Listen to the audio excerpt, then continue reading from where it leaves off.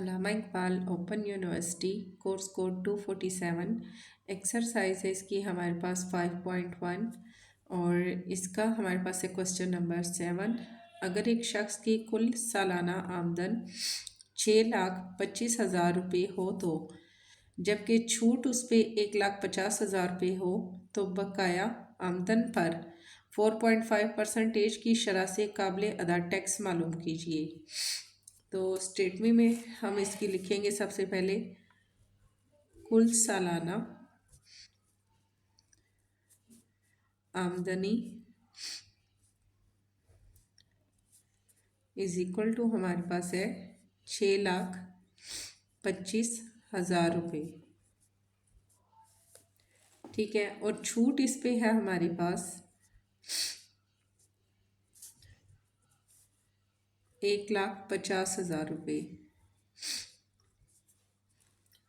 अब बकाया काबिल टैक्स आमदनी जो हमारे पास होगी मीन्स के हमारे पास कितना है, जो टोटल जो अमाउंट है, ठीक है, उस पर जो छूट है 1,50,000 रुपये की है। तो बकाया आमदन हमने इसकी जो फाइंड करनी है उसमें हम क्या करेंगे, स्टेटमेंट में हम लिखते हैं बकाया काबिल टैक्स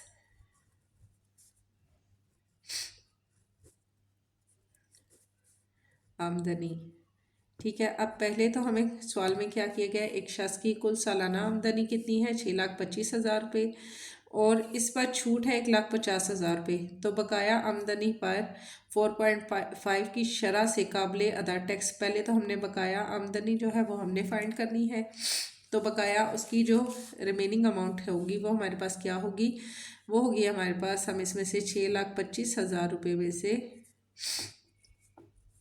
माइनस करते हैं 1,50,000 रुपये, क्योंकि बकाया हमारे पास जो अमाउंट है पहले हम उसको फाइंड करेंगे, देन हम उस पर जो टैक्स की शरह है उस हिसाब से हमने उस पर दिख रहा है कि टैक्स कितना लागू होगा। अगर 6,25,000 रुपये में से हम 1,50,000 रुपये माइनस करते हैं 6,25,000, 6,25,000, ठीक है, ये चीज़ हमारे पास आ गई। इसमें से हमने माइनस करना है 1,50,000 इज इक्वल टू हमारे पास आ जाएगा 4,75,000 रुपये, 4,75,000 रुपये। अब जो अमाउंट हमारे पास आई है, ठीक है, 1,50,000 रुपये की उन्होंने छूट दी है। टोटल उसकी इनकम जो थी या आमदनी थी वो 6,25,000 थी, छूट थी 1,50,000 की। इसमें से हमने इसको माइनस किया, 4,75,000 रुपये है। अब जो 4,75,000 रुपये हैं इन पर उसके लिए इस अमाउंट पे उसका जो है वो टैक्स लगेगा, वो भी 4.5% की शरह के हिसाब से। तो रिमेनिंग जो अमाउंट हमारे पास आ गई है आमदनी पर टैक्स, और जो 1,25,000 माइनस करके अमाउंट जो हमारे पास आई है इस पर अब उसके टैक्स लगेगा 4.5% की शरह के हिसाब से। तो यहाँ पर हम लेते हैं बकाया आमदनी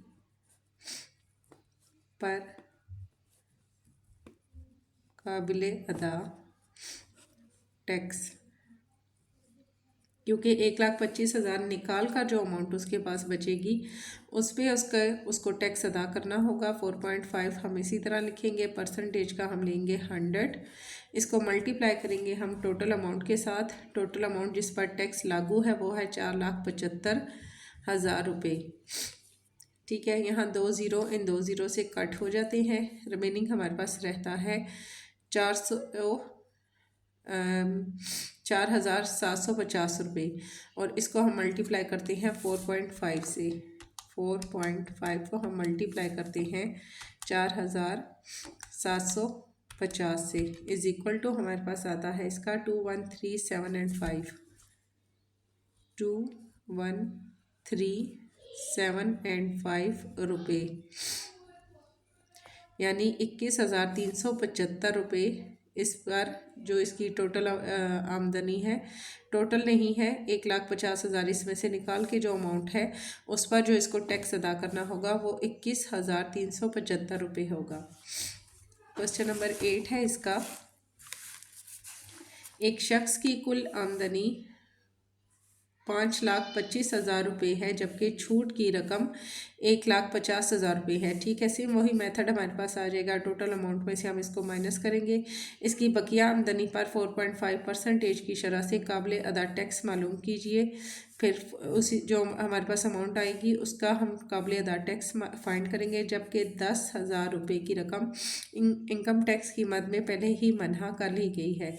मनहा का मतलब होता है मिन्हा, आप इसको कह सकते हैं कि जैसे कि उन्होंने पहले ही उसमें से कटिंग कर ली है। तो सिंपल हो जाएगा कि जो हमारे पास टैक्स की अमाउंट आएगी उसमें से हम इसको माइनस कर देंगे। स्टेटमेंट में हम इसके लिखेंगे कुल आमदनी 5,25,000 रुपये और छूट इस पर है 1,50,000 रुपये। यहाँ से हमने फाइंड करनी है बकाया काबिल टैक्स आमदनी, यानी कि जो अमाउंट अब 1,50,000 उन्होंने निकाल कर जो अमाउंट है उस पर उन्होंने टैक्स लगाना है। तो हम यहाँ पर लिखेंगे 5,25,000, इसमें से हम माइनस करेंगे 1,50,000 रुपये।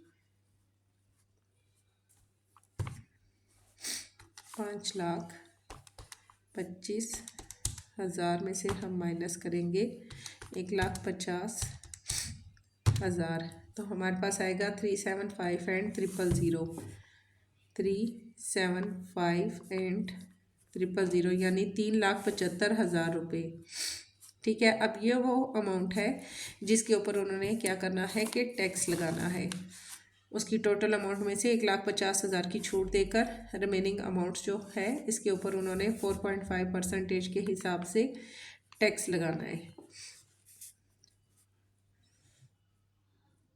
टैक्स की शरह हमारे पास है 4.5, तो यहाँ हम लेते हैं 4.5, नीचे हम लिखते हैं परसेंटेज का 100, मल्टीप्लाई करते हैं वो अमाउंट जिसके ऊपर के टैक्स लागू होगा 3,75,000 रुपये। ये 2 ज़ीरो इन 2 ज़ीरो से कट हो जाएंगे, रिमेनिंग हमारे पास आएगा 3,750 रुपये को हम मल्टीप्लाई करेंगे 4.5 से।